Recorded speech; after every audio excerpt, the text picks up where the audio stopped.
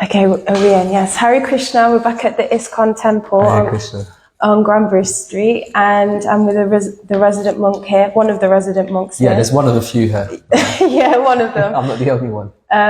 Sanatan Gopal Das. How long have you been living at the temple?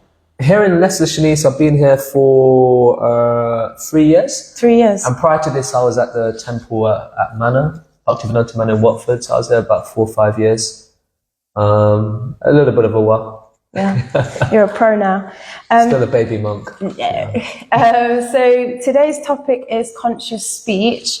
So the way that I've done it is that I've got a verse from the Bhagavad Gita and then from the Nectar instruction, and then we might have time for one and maybe not two. We'll just see how we go. Okay, sounds technical, but yeah. So I was just going to read the verse out that I chose. So, austerity of speech consists in speaking words that are truthful, pleasing, beneficial, not agitating to others, and also regulate reciting Vedic literature. So that's 1715. So I just sort of wanted to get into that. So I just wanted to understand the definition of truthful, pleasing, beneficial, and not agitating. Start there. Okay, yeah. Yeah, it's an interesting verse you picked. Can I ask, why did you go for this verse or this topic? Was it something of interest to you? I don't know. I'm always constantly thinking about the way that I speak to other people and to myself. Okay. And I often notice that in others, you know, the first thing when I'm meeting someone, the first thing is that I clock is how they speak. Right, and how they speak to others and things like that. And I sort of try and adopt ways that people speak that I like and try and cut off ways that I don't. And then just like in my day-to-day life, when I'm dealing with certain things, I don't always speak in the way that I should speak.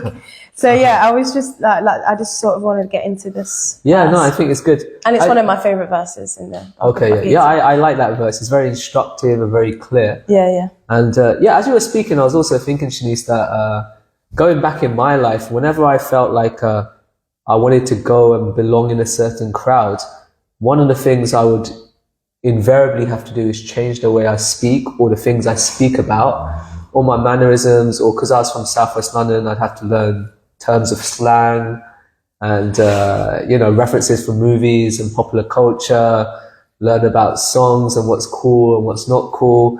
And that might have changed a little bit at university, and I'm sure for many people it changes several times. It may even be that they speak a certain way at home compared to with friends and compared to work. And the way they speak and what they speak about also attracts certain people and energy towards them as well. So that's why in that part of the Bhagavad Gita, Krishna calls this the austerity of speech. Austerity. Austerity, yeah. Sounds like a dry word. It can be a bit dry.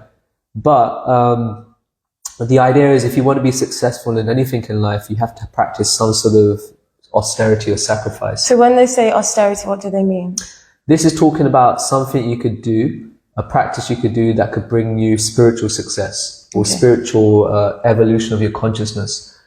Because the idea is if you're only attracting certain people in your life that are, without offending anyone, but kind of materialistic, or they're only interested in things of this material world, and you sort of attach yourself to them and keep connected to them by the way you speak, it's very difficult for you to practice spiritual life.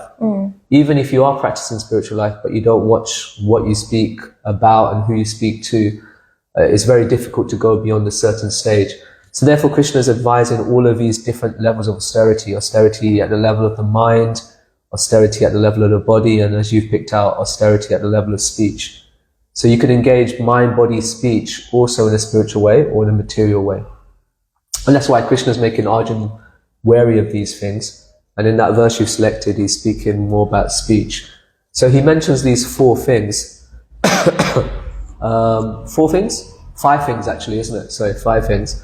The 5th one isn't as important according to some of the saints in our tradition, but the first 4 are. And real austerity of speech is when we could combine those first 4. And the thing I should say is it's not rigid. It doesn't mean in every situation in your life. There are exceptions to every rule.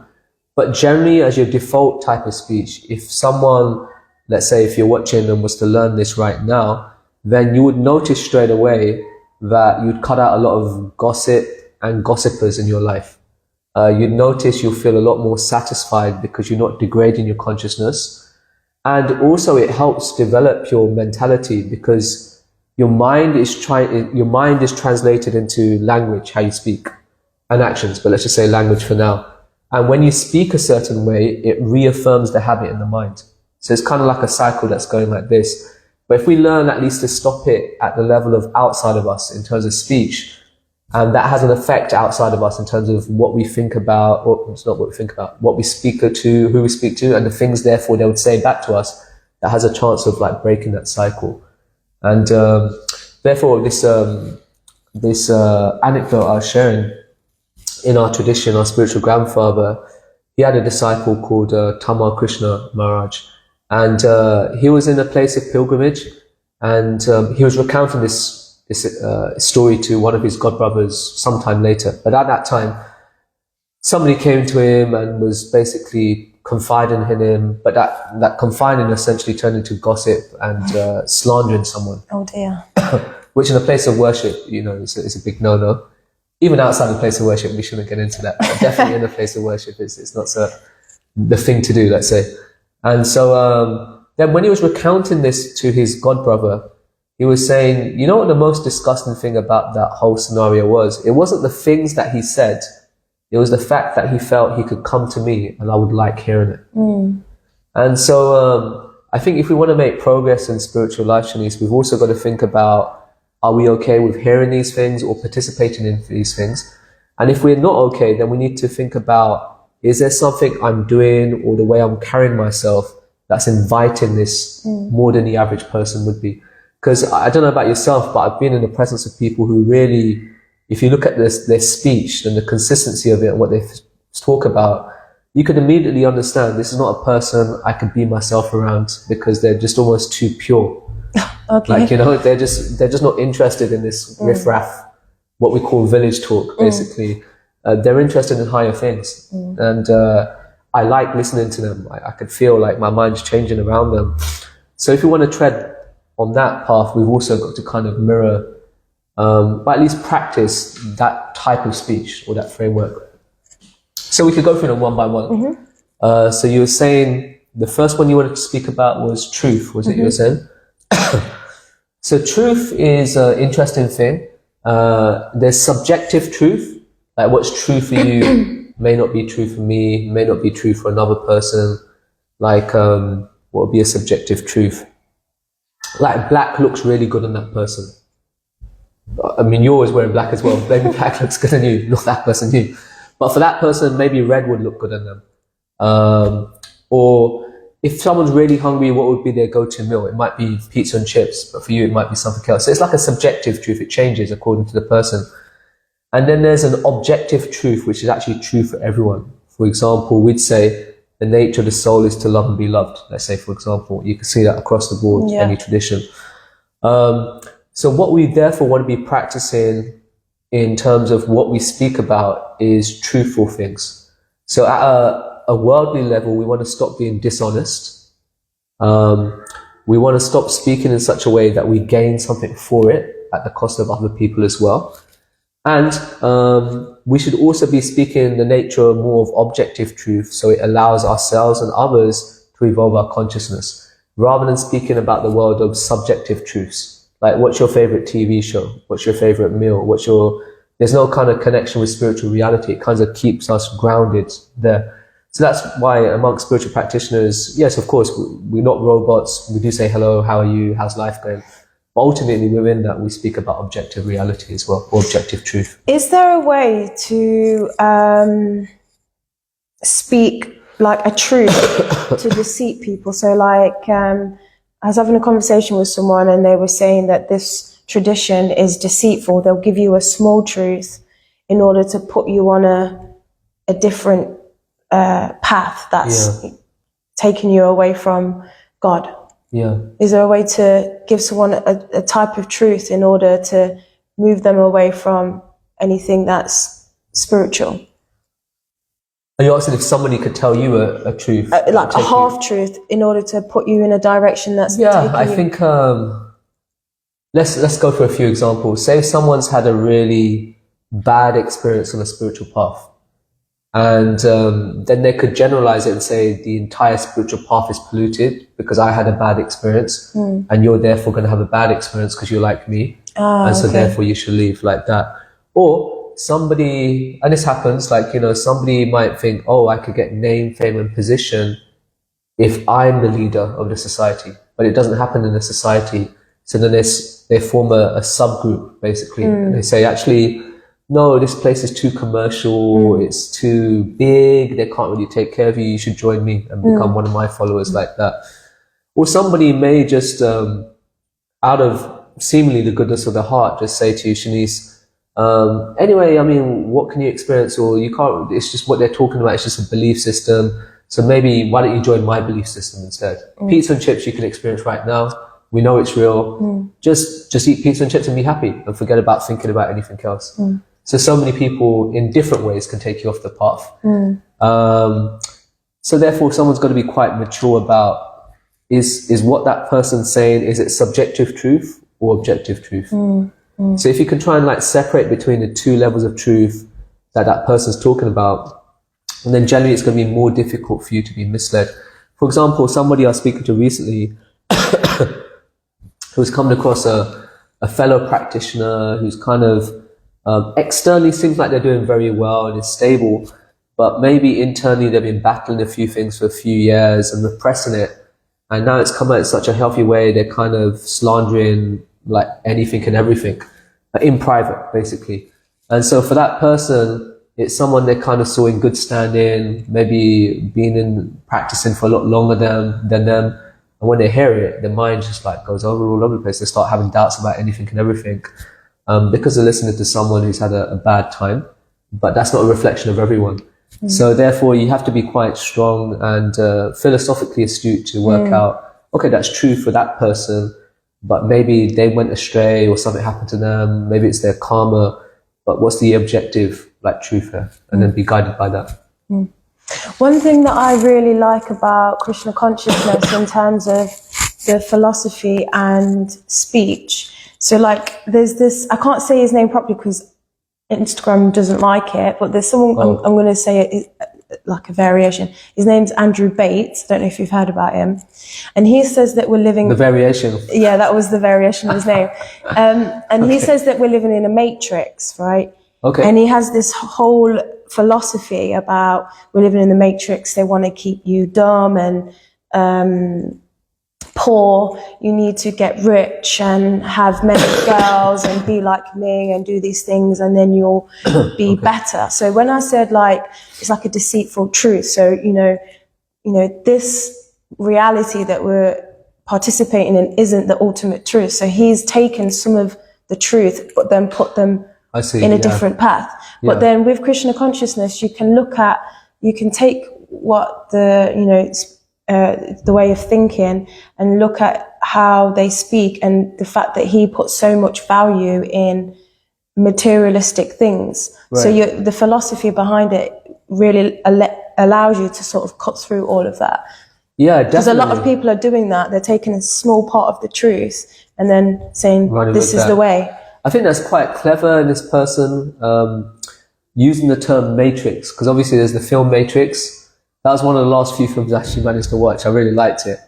I couldn't sleep the whole night after I watched it. Oh, really? I was terrified. I thought, oh my God, what if I'm in a pardon? Oh, I did manage to fall asleep, but I mean, I was talking about it for a long time, and I've probably watched that film so many times. I think I saw the second one, and I think there've been a few since then.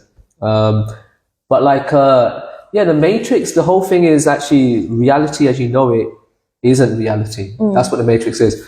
Now, what this person has done is, to make themselves feel better, they're saying you've got to escape the matrix, but their use of the matrix is wrong. Their use of the matrix is stop being a slave of the rat race. Yes. And becoming financially independent like me, and having, like you were saying, like female followers or whatever it might be, and become like me. But basically, that's somewhat like, I don't know if you remember the film really well, but there was that guy that came out of the matrix, Cypher.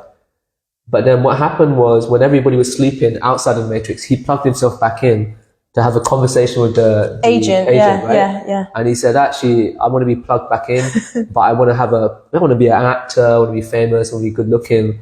So that kind of sounds like your Andrew Bateman type person, that actually they're still in the matrix. Yeah. If you, the soul, are still thinking you're the body and the mind and can enjoy at that level perpetually, and you're happier than someone else who's poorer than you, that's all part of the matrix, my friend. According to us, we could humbly say.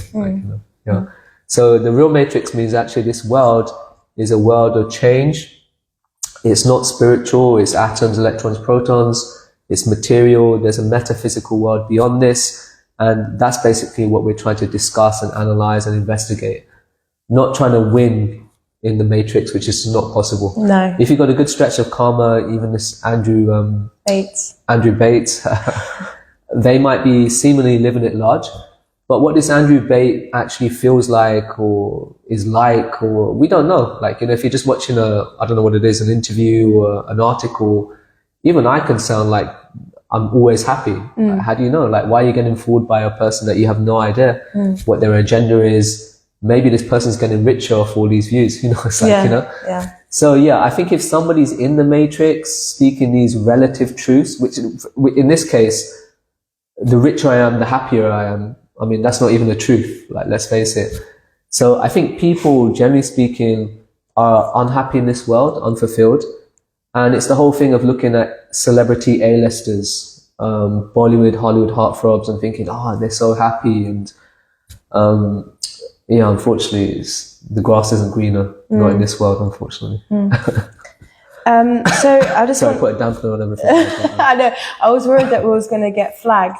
So I was like, oh no, are we going to... what happens? Sometimes they, like, I don't know when, especially if I post it, it might be like, this content is not appropriate for Instagram because you've used this word. That's how it... How they could tell just by listening? Well, yeah, I mean, they have like an algorithm that checks the speech and stuff. Wow. Yeah, it's deep. That's amazing. Honestly, I'll tell you about it later. The next thing is pleasing. What's it mean by words consist of speaking words that are pleasing? Yeah, the idea is like kind of linked to what we were saying. It's already a tough world for many people, and so many are having a hard time. And we shouldn't really be going out there to hurt people with our speech. Even if it's to awaken them to a new way of thinking, a more helpful way of being, still, as far as possible, our speech should be pleasing to others. Like, you could say something in a way. What would be an example of that? Like, for example, if you have to give feedback to someone, you could do it in a way that really demolishes their confidence, and it's feedback, but they just don't want anything to do with you. Just rip them apart. Yeah, just destroy them. It's a level of your ego. You see, I told you, that type of thing. Or you could say the same thing in a pleasing way. And I believe there's whole seminars nowadays. Like, people are really got a lot of expertise at this. But you should say things. And generally, our day-to-day contact with people shouldn't really leave them feeling deflated by the way of our speech. A saintly person, even if they say one word, even if it's just a hello, how are you doing? That's fine. Like, whereas, like, if you say something, however big or small it is, but people walk away from it with a very sour taste in their mouth, generally that's not even good for them spiritually, not to speak of, like, anything else. So the way we present what we say, as a general rule, should be like pleasing to people. They should be happy that they've come in contact with us. So that's like the general rule, I'd say. So when it comes to beneficial, I was thinking about when I've seen, not always to talk about me, but like when, but like when I'm talking to other people that are from different traditions or faiths, and I'm thinking about beneficial. Okay. How do you draw the line between like thought-provoking conversations and an argument? Yeah, I think that's a really nice point or question. I know you're speaking about you. I can only speak from my experience as well. Generally, when people come to me to ask a question, it's obviously they want something from me and they want to know something. and they want something that will benefit them, their friends and their family members, hence why they're inquiring from me specifically. So I give it to them, I give the truth in a pleasing way, in a way that will benefit them, because ultimately that's what I'm there for and that's what they want from me. And I also want something of benefit for them. I want to be the well-wisher for my brothers and sisters in this world. Like, what higher thing of service can there be in this world? So therefore, that beneficial shouldn't be done in an arrogant way. It shouldn't be done in a demeaning way. It shouldn't be done in a, you should join my team way. Yeah. I want the best for you. This is the best that I know. And I want you to make a decision now on the basis of what I've said and your experience of this world. And then you come to a conclusion yourself. And I mean, this, you sort of already touched on this, but if you've got any other points when it comes to not agitating. Yeah. So I think the thing is, if you want the best for anyone, and for many people, it's not just like a one-off conversation. They've got to hear the same thing a few ways. They'll have follow-up questions. And more than, the common saying as it goes, more than what people care about. Sorry, I've forgotten the way it goes. More than how much people care about how much you care about them, essentially. It's the relationship, ultimately, that will change someone. Whether that's you'd like to see them change for their benefit, or they want to change themselves. So from that point of view, therefore, our speech shouldn't really agitate or disturb people unnecessarily. Like, it's kind of covered with pleasing, but the other side of that is just to go out to just agitate people for the sake of it. Some people really just want to stir stuff up, and they got a lot of what we say, taste from it. Maybe you're one of them. I think I am. Yeah, okay. Maybe I used to be. I don't know. Hopefully, maybe I still got it now. But I mean, there is that. But we should try and learn to be peaceful and happy and content within ourselves. And generally, people will follow examples of others that are secure, that are satisfied, that are happy, that are peaceful. Yeah. And that should also therefore come across in our speech. If I'm really having to disturb someone just to support my point, at one time or another, I need to think about, am I really doing this for the person's benefit, or am I doing this to put them down and make myself feel better? Or would they really even listen to what I'm saying at this point in time, because my words are very harsh, they're not having a nice time? Even like for every mother, when they have to be a disciplinarian, they'll have to use harsh speech as a last resort, isn't it? Well, I don't know, it depends on the mother. But like, generally speaking, a loving mother will try to teach their child in a very supportive environment with words that are very nourishing as well. And if worse comes to worse, then it will be a bit more harsher. It'll be a bit more disciplined there. So I think the same follows when we're adults. Like, if you've ever had a good teacher in your life, Shanice, I've had, the privilege of having maybe 2 or 3. And I can remember them because just the way they spoke, the same lesson, they tried to give it to me in such a way which didn't agitate me, but at the same time, it allowed me to expand my understanding. And that's a great teacher. That's a sign of a great teacher. You got many teachers, like, you have to have teachers that deal with kids maybe that are not so well disciplined or not so smart, troublemakers, whatever. Then you can see naturally, after trying initially, the speech will have to be a bit harsher, a bit more cutting, because that's what the job requires, basically. But if you've got a classroom of kids that are well behaved, that are open, you don't want to expand the horizons by blasting them, right? You want to expand the horizons by gently introducing notions which make them think, wow, give them like, eureka moments like that. And that's what we'd like for ourselves. And so therefore, why would we want to treat others like that as well? So yeah, I've even in my experience seen people given like philosophical points in a very down, like, you should be like me, I do this, why aren't you like me? And I've seen people do it in ways where it's just very lovingly done. People understand the benefit of following the advice. The words are very soothing. After a hard day's work, you don't want to hear something that's very harsh on the mind and you just want to switch it off. But you hear it, you feel nourished at all levels. And then they're the people that I generally follow in my life. So, I mean, for you personally, is there a difference between how you talk to your friends, sort of like how you talk to student and how you talk to your guru? Is there a difference between the relationship and how your guru speaks to you? Yeah, I think so. It will still follow that framework, but there might be, let's say, for example, with my spiritual teacher, of course, there'd be a lot more awe and respect and reverence. I wouldn't be so keen to get my opinion in there because I really appreciate their opinion. Yeah.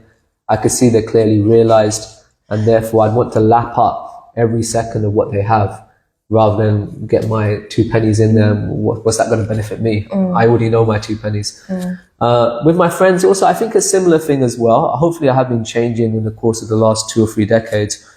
But yeah, with friends that I value and treasure their words of wisdom, I try and make time to hear from them, to get their opinions.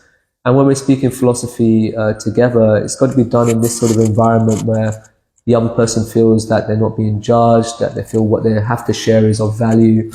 And so, I don't know, maybe you'd have to speak to my friends if they feel like I do. But I think maybe without knowing it or subconsciously, I'm trying to follow these things. I'm just thinking day-to-day conversation. Yeah, I think as far as possible, I do follow these things. Occasionally, you might need to get a bit leery once in a while. But like, I think on the whole, in general, I try and sort of live by these principles, definitely. And I think the other thing I'll say as well, maybe I've mentioned it before, I can't remember, but even my friends that contact me over the phone, let's say, because they live very far away from me now, and they're friends that I know from university or from, let's say, secondary school even. And so when they phone me, because invariably I'm just using these austerities of speech without even realizing now, because I don't really speak about cars and girls and stuff. So it's just a natural thing. It's just like a natural thing. So I'm going to speak about philosophical things. I'm going to speak about pleasing things. How are you? How's your life going? All of these things. So I could tell you right now, the last few conversations I've had with such people, compared to the conversations we had 3 decades ago, and I'm sure we'd be having similar conversations now if I wasn't a monk or a spiritual practitioner, you could just see the course of that hour or 2 hour conversation is completely different. Even if they don't believe what I believe in, or practice what I practice, or practice anything, like, you know, I've got different friends, still you could notice that the conversation is very calming, it's very soothing, it's very, you know, how's your life going? What's the purpose of life? What's your take on this? What's your value? So it changes the whole dynamic. And I think the key thing as well, maybe I didn't mention this, Shanice, is consistency in doing it. So if I'm just like this in a certain circle, but at work I was like completely different, then like people will just get confused. Who is this guy? What does he want to know? What does he want to speak about? And then in our minds we're thinking, no, I don't want to speak about this. But we're just attracting that conversation to us. So even I remember when I was working, obviously I had the hairstyle at one point, so people knew this guy's kind of spiritual or whatever it might have been. But of course, in terms of the way I spoke and what I spoke about, and also I'd shy away from the opposite type of conversation. I'd just withdraw from it or not be around that scene. Would you just like get up and go? Yeah, like maybe in a way, I'm a person that sort of, you know, I do get concerned if other people would be upset by what I did. So I kind of do it in a casual way. Okay. Rather than, forget you guys. You know? But maybe I could do that. And maybe that's something I need to work on myself. But I try and do it in a subtle way. So I wouldn't be there. I wouldn't be that type of person. And so I even noticed when I was working or when I was in my training, people would speak to me, they'd have a laugh with me, you know, I was like a normal person otherwise, but whether it was communicated by me or it was just understood without me having to say, they realized there were certain boundaries that this is not a person you speak to about X, Y, and Z, let's say, for example. It's not quite like that. And I think now it's just a lot more clearer because I'm a monk. But even if my friend was to forget that over the course of the phone call, just because I'm speaking certain things in a certain way, it just changes the whole conversation. So I found that.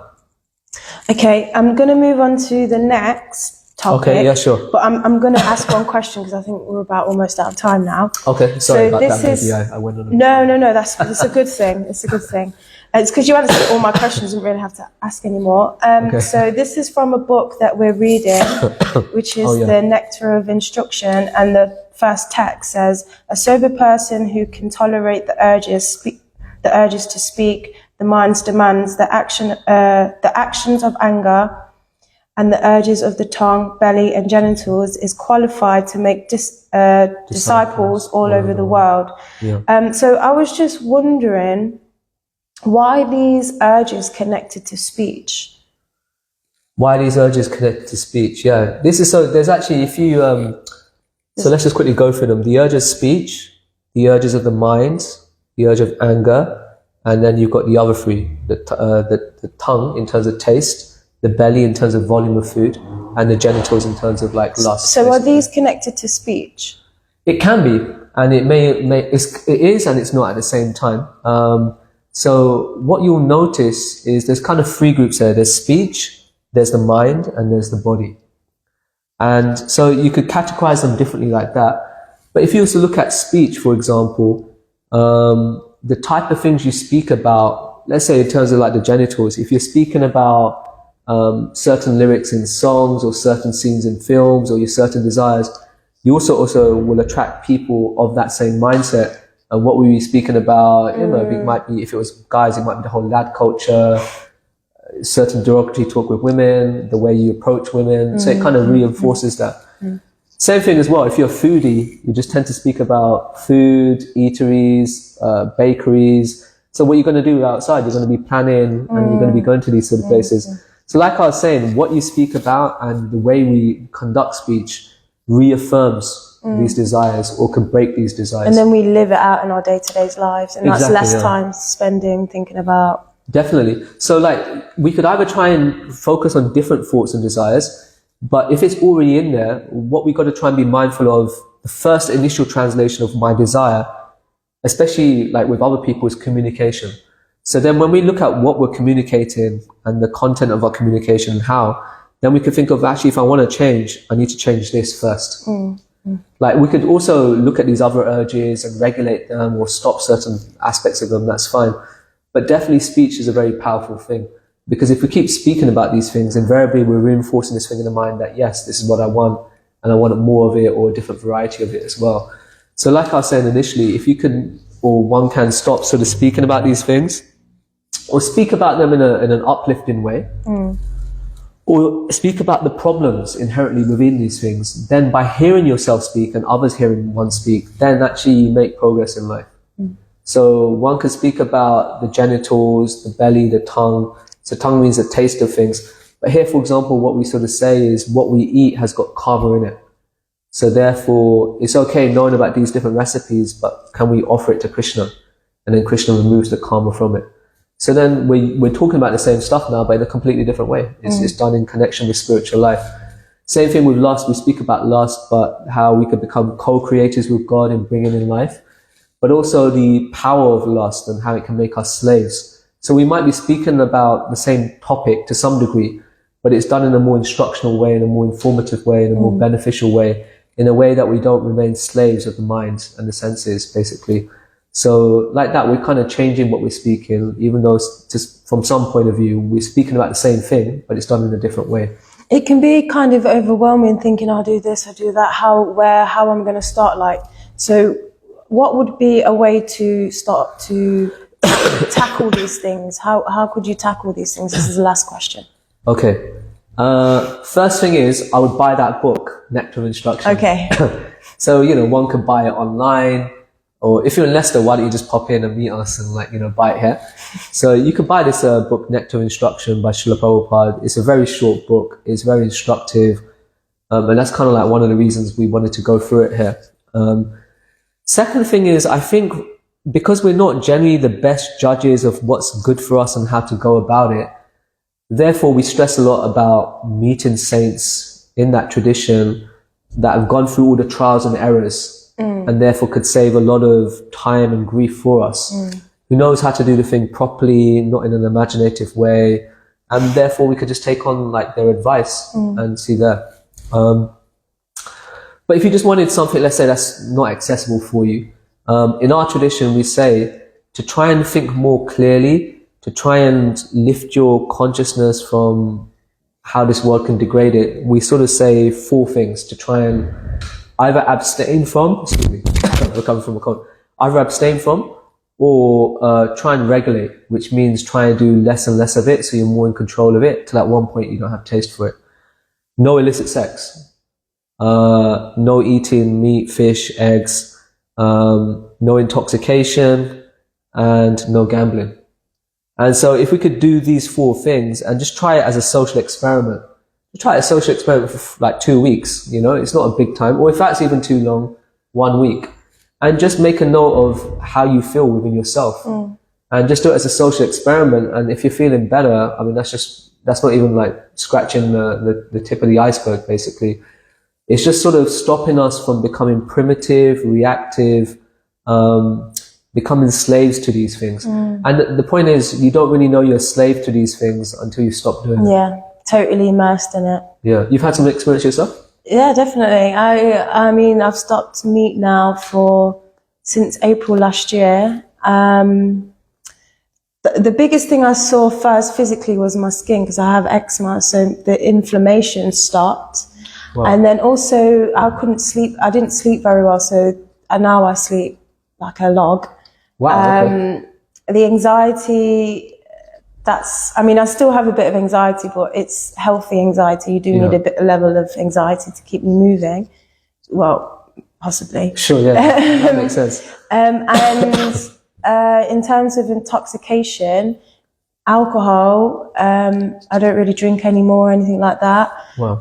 So yeah, the sort of agitation that you have with that, because, you know, if you're going through something stressful or you've had a hard week, you're sort of thinking about, right, at the weekend, I'm going to do this. Right, and then everything is just waiting till that moment. So you're sort of in a state of agitation. Right. You're not really ever present either, which is a problem, obviously. Yeah. You're just trying to skip ahead of everything where you are. Right. So yeah, I mean, they're the 2 things that I've sort of been trying to practice the most. So. Wow, amazing. Yeah. Maybe you should do a video by yourself talking about these things and your experiences, because yeah, I think, I mean, it was a nice question that you asked, because generally people just don't know, okay, I want to practice spiritual life, what do I actually do to start feeling better? And it may not be intuitive, and so that's the problem. I think if it's just left to the individual, okay, go to the gym, lose some weight, eat healthier foods. And even what is healthier food, there's so much advice on there. Yeah. So I think, try and find someone who knows what they're doing. But in the meantime, you could practice these 4 things or a variation of these 4 things. And invariably, you'll feel like a lot better. I can vouch for it for myself. So, yeah. Okay. Thank you very much. Okay.